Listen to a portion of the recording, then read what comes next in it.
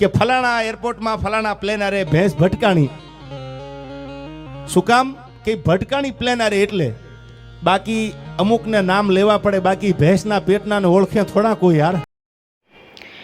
કૃરાજસિંહ ચૌહાણ પર હુમલો કરવાના મામલામાં દેવાયત ખવડને 5 દિવસ ભૂગર્ભમાં રહ્યા બાદ દેવાયત ખવડની ધરપકડ કરવામાં આવી હતી.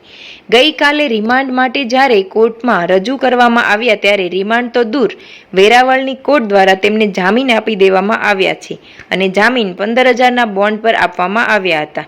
પરંતુ જામીન લઈને દેવાયત ખવડ અને તેમની સાથે રહેલા અન્ય 6 લોકો ત્યાંથી નીકળે એ પહેલા પોલીસ દ્વારા તેમની ફરીથી ધરપકડ કરવામાં આવી છે અને આ ધરપકડ ભારતીય ન્યાય સંહિતાની કલમ 151 હેઠળ કરવામાં આવી હતી.